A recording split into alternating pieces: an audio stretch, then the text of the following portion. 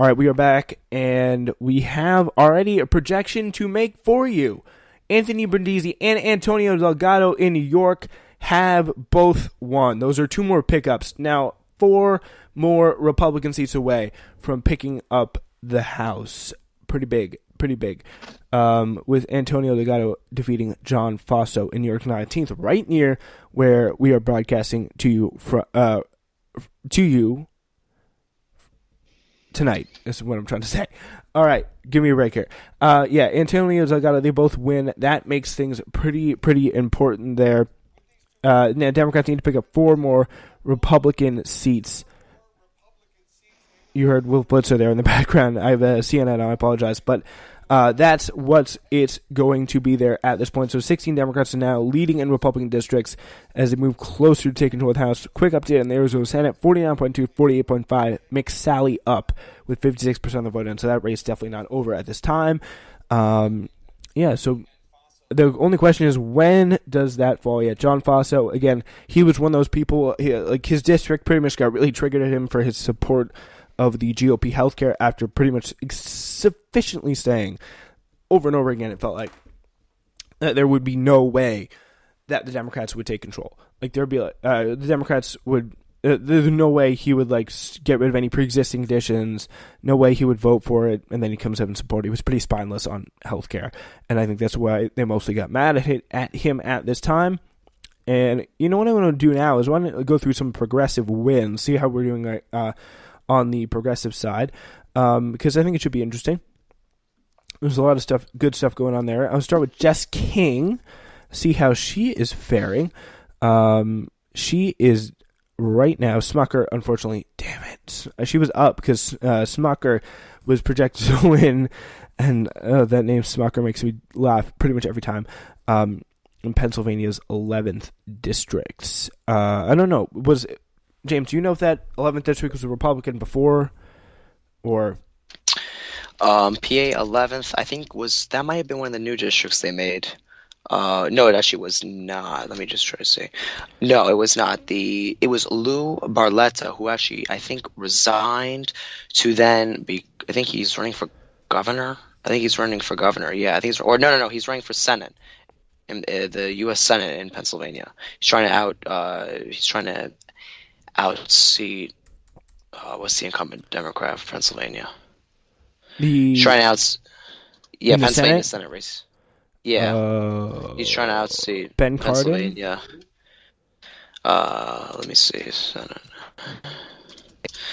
He's trying to outseat Bob Casey. There we are. Oh, okay. Wow, Bob Casey's an Ron DeSantis has defeated Andrew Gillum.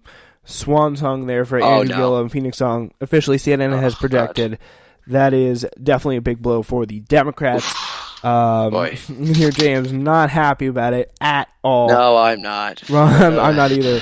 Ron DeSantis, God, has defeated Andrew Gillum. That's rough. God. Yeah. All right. More CNN projections. Officially, we will play the music because we already project the Democrats have taken control of the House, and Ron DeSantis has fallen, but Ron DeSantis has won. Andrew Gillum has lost. Rough night for Democratic marquee names all around. Bill Nelson still in it, though. It was going to be rough for him. His race could be next to fall. But yeah, Democrats take control of the House. Republicans take control of the Senate. That pretty much wraps things up. On the governor's side, let's see if we have any projections. We have some flips on the governor's side that we want to get to. On the Democratic side, Michigan went red to blue, which is pretty big. But yeah, pretty much we got the result that we thought here. James, Michigan, Illinois, New Mexico, and the governors went red to blue at this time. Yeah, still out Illinois, there though. Yeah, Illinois was definitely. And Laura Kelly, and the ones I'm watching right now, Laura Kelly, she's projected to win in Wisconsin, 50-48. I think that's going to be the race we focus on really next. Is Tony Evers, Scott Walker. Scott Walker, a big-time Republican politician, he ran for president in 2016. Pretty much fell flat on his face, but he still did run for president. He was a pretty high-profile guy. But he it's very interesting. It's going to be very interesting to see how he does. If Tony Evers beats him, I would be very happy because Scott Walker just absolutely sucks. He's been eating same ham sandwiches for every day. 2 ham sandwiches, brings us to work for 25 years, every single day. Like, he's crazy. Absolutely crazy. Yeah. It's definitely a crazy guy. Yeah, so that is pretty much how it stands. Rough day for the Democrats in the Senate, but they have taken control of the House. Pretty much the investigation that we expect. So what I am wondering is, where do we go from here? Like, what happens with the Democratic House and Republican Senate? Well, I think with the Democrat House, we're probably going to see a lot more, definitely want to see a lot more investigations into Trump. I think that's what they promised, at least probably. It was going to probably occur.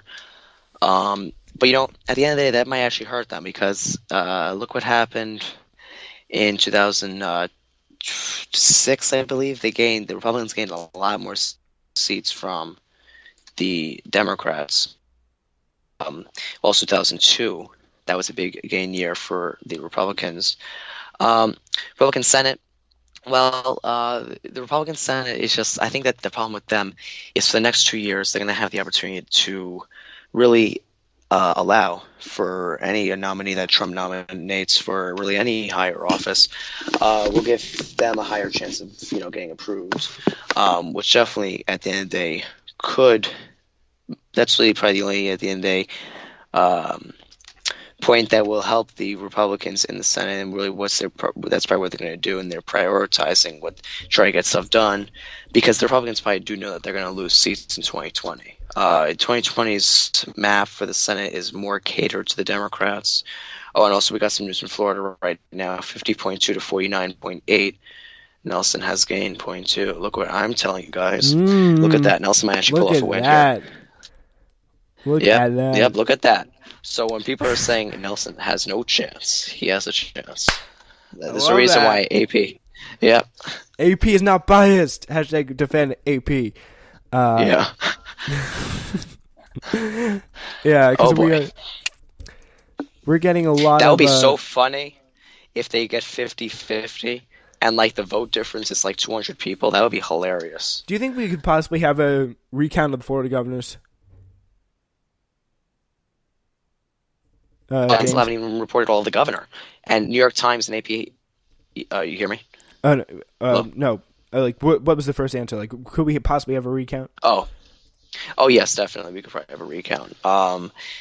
That governor race is like a 1% difference. We still got 99%, and we still got to get 1% in from the more blue areas. That's kind of funny that the CNN projects that, because New York Times and AP have not called it. And newsflash here, Michigan and Minnesota were the first 2 Muslim women to Congress. Yeah, Ilhan Omar and Rashid Tlaib. Yeah. Now back to Florida. I think I don't know why CNN would project that. They could project that probably, but they haven't even called the race yet for either of the governor or Senate. But the Senate is definitely closer than the governorship is, which is rather good to see here. Yeah, so that is some pretty encouraging stuff there, and I like a lot of good news for the Democrats tonight. And not a lot of good, really that much on the progressive front. It's been rough because a lot of them ran in Texas. Yeah. We have not seen at all Washington. We have not seen California, and those I think could be means of pickups. We got Audrey Denny Rokana. He's definitely going to win. Amar Kampa-Najjar. I swear to God, if Amar Kampa-Najjar loses to that white nationalist criminal Duncan Hunter, I will be very mad. I'll just put that. And also looking at Dan Lipinski in Illinois' I think 7th district. Let me look at Lipinski. Dan Lipinski is running against Arthur Jones, who Arthur Jones is a neo-Nazi. That's true. I remember that. Oh, actually, now Lipinski's fine. 92% are in. He's 74% to Arthur Jones, who has 26.4. Nah, So the Pistons gonna win that. See, Nazi that's gets not. Nazi Yeah, gets it's 26% easy of the win. vote in Chicago. That's Oh my pretty. God. That's pretty sad. Jeez. Yeah, because also, but to tell you the truth, I guarantee you a lot of those people who voted for Arthur Jones do not know that he's a neo-Nazi. For him based off a party, but I mean, you really never know. And now CNN is projecting that Ron DeSantis will win the governor race in Florida. Yeah. To call. Oh, look at this: 50.1, 49.9 Florida Senate race. Look at this. 50... I think this race actually might get 50-50. That would be great. If it gets that 50-50. would be crazy.